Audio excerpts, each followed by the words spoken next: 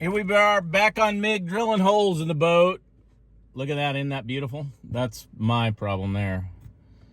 It was nice when Norm was doing his side, but I kind of gouged that side a little bit.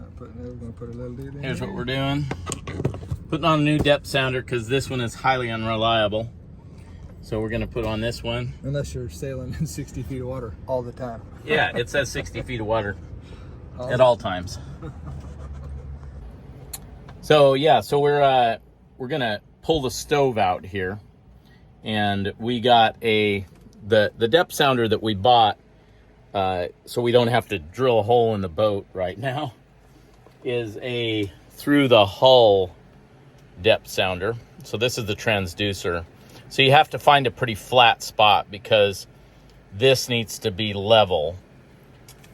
So our difficulty was finding a spot on the boat, obviously, that's that big, especially on this small boat, that we can mount it. But we've found a spot that I think is going to work underneath the stove. And we needed to pull the stove out anyway. So we're pulling the stove out, and we're going to mount it right there. It's pretty flat. I think it's going to work. So we're installing the readout right now, and then the transducer next. So here's where we mounted our transducer for the new depth sounder. This is a through hull transducer. So it does not go, there's no hole that goes through. It mounts in this little thing that you fill with, basically with KY jelly, believe it or not. And then it glues to the hull itself, and you don't have to drill any holes. So here it is. Very difficult to get it lit up for you nicely. But yeah, you mount it, you have to get it even. You have to like level it out a little bit. It does have a beveled end to it, so it kind of bevels, but we used 4000,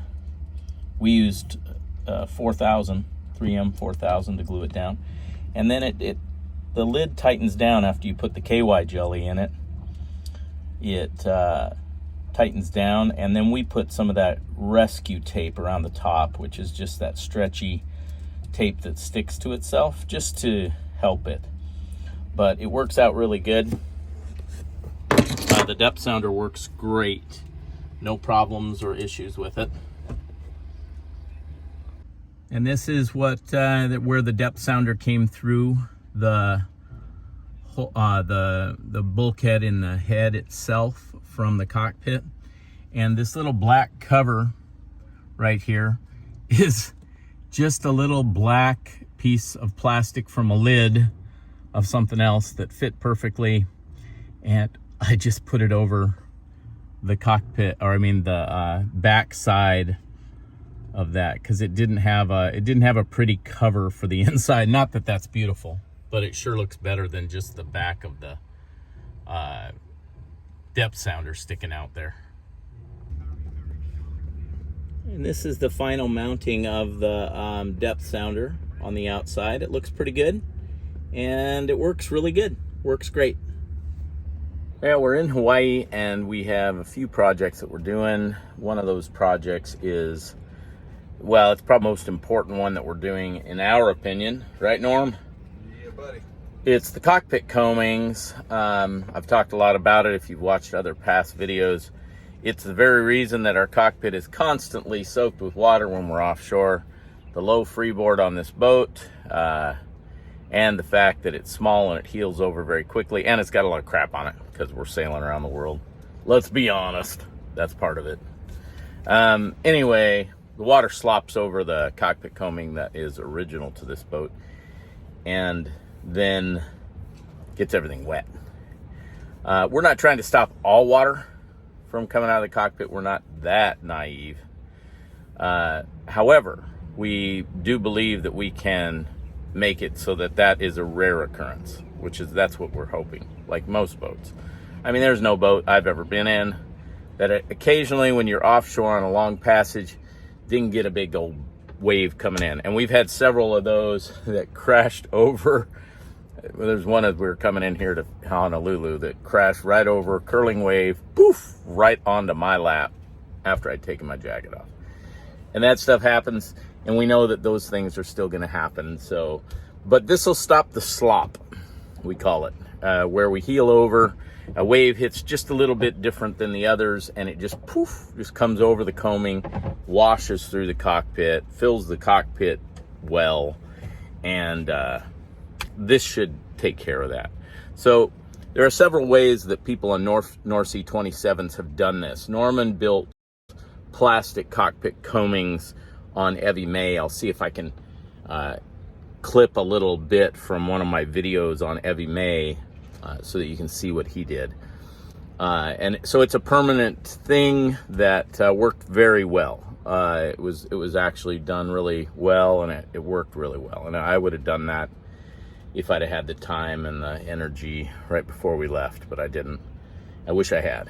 But then there's another fella on the North Sea sites that knows a lot about all this stuff and has done, his name's Ed, and he has done this as well with wood. And that would be really pretty, and it would be something that I would consider. Ultimately, we're doing ours out of Stamoy, which is it's an outdoor umbrella type product, but it's got vinyl backed, and it's not cheap vinyl that's used. It just breaks down and cracks and stuff. As a matter of fact, on Wandering Dolphin, we had our Stamoy. We had our Dodger built specifically for that boat out of Stamoy, and it lasted for, I don't know, 10 years with no problem. It's probably still fine. Anyway, that's the plan right now. Today we're putting on a track, and we're running this new combing will be run through these tracks, and it will be removable, but not in the sense that you would take it down when you're in port. We're just leaving it up. It's something that we're really mounting to just stay up. Let's be honest, we're not spending a lot of time in port. Like in Hawaii here, we're only here for a month, and then we're heading out. We're leaving on the 4th here, coming up. So I thought I'd show you how we're doing that today. Today we're doing the track, and we'll just keep adding in the different parts of this. So if you have a North Sea 27, or if you have another little boat that you just need to extend the size of the cockpit combings because you're going offshore, this might work for you. So thanks a lot. No, okay, now we're ready. So we have this track stuff here that has, well, I'll just show you what it has that fits in it.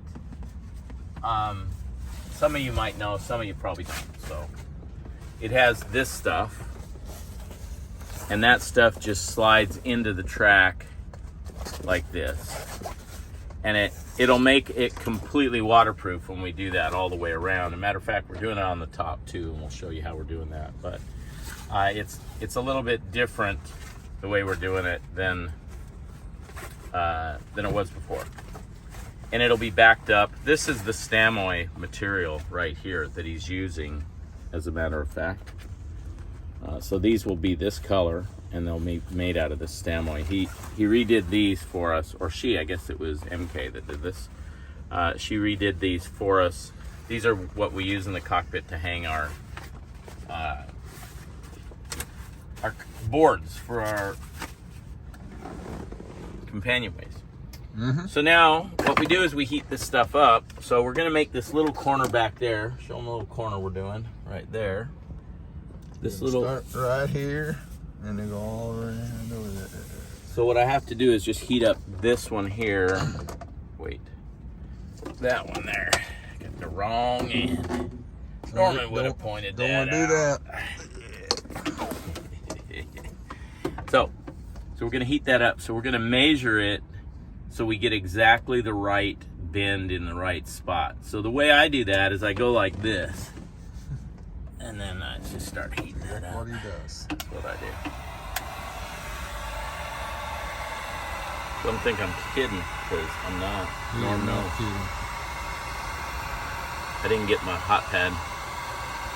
Probably should will. just go get it. Probably should.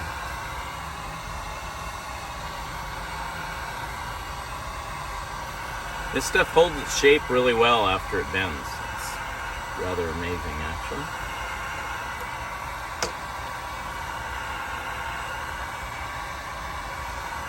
We've taken on a lot of little ants here that'll become part of our crew. We might have to eat them. You can probably turn it off until we get ready. Yeah, I'm thinking we're about ready to bend now. So we're gonna give it a try.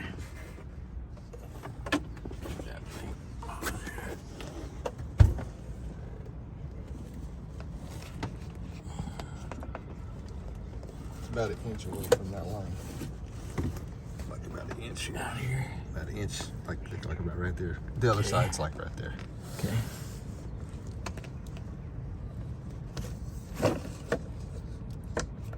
And you can reshape it too, just so everybody knows. Is that about right there? That's very close. Okay. Up a bit higher, but yeah, it's about right there. We'll get it. As long as it's semi-close in. That's pretty good. That looks really good. Okay. That's how you heat and bend it. There you go. Now we'll do this side, this end, and it starts its bend about all the way back here. But it really bends up there. I just know I'm gonna melt that fucking thing. This one's gonna be a lot easier than the other side, because we're doing it a little bit different.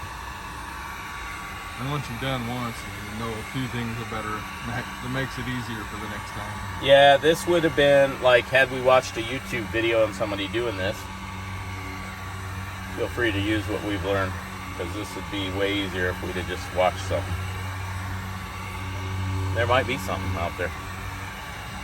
We never look. We never look. I don't know.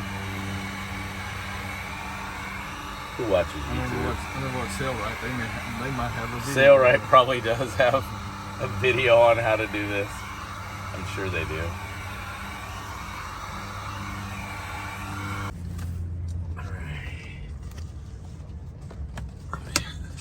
Yeah, it's not enough yet. Actually, it's probably enough here, but it needs to be heated way back here. All right, we're gonna heat it again. Let's give it a whirl. Oh yeah, see, so it's hotter right there. See, we don't want that. No, it's gonna be a lot hotter than that. Yeah, but see, I overheated it here. So it's misshaping there. We gotta let that cool. I think I need to do the corner here first, maybe. Fuck.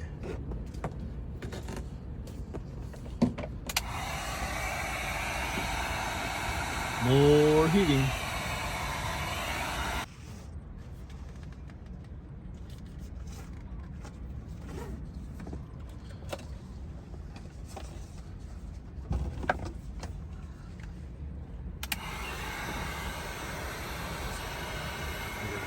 I'm going to put this in position.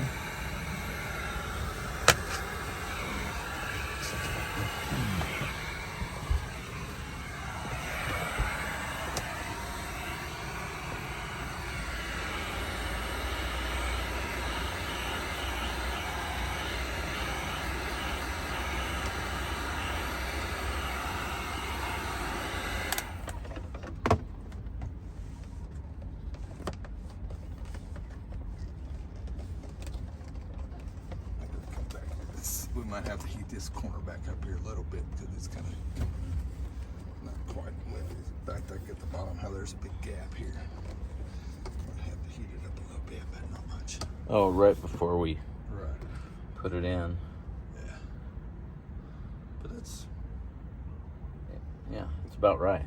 not, See, it not horrible. came out to exactly almost the same spot. Yeah. Right here where that one was coming down. Yeah. See how much easier it is though too to just come Oh yeah. through the crowd. Yeah. Yep. Better. Okay. It's good.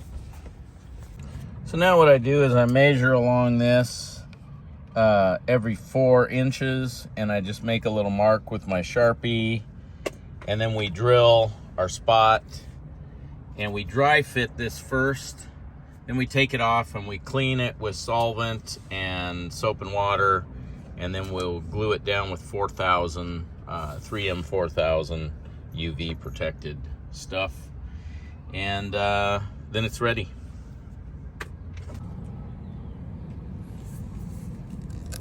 Ready? Yep.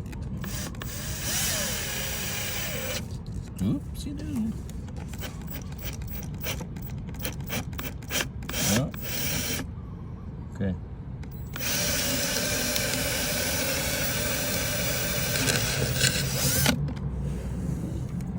All of you that are wondering what that is, that's a beautiful job of filling a little hole that was in the boat. Isn't that beautiful?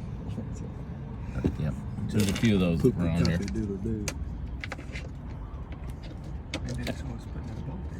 That's how Norm does stuff. I asked him to fix that hole. That's what he did. Okay, so this is the dry fit. It's now dry fit. On the ends we have to use screws because we can't through bolt it. There's a bulkhead there that we can't get to. So the very ends will be screwed in, and it will all be glued down also with 4000. So there we go. That's the dry fit.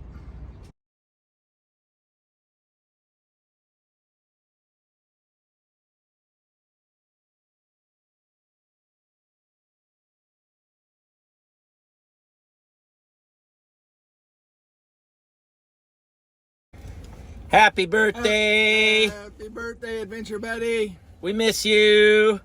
You're our crew. It's amazing you're 27. Your dad's making me work on your birthday. We are installing all of our tracks and stuff. We miss you. I sure love you. Happy birthday, honey. Missed you at the zoo yesterday. We did.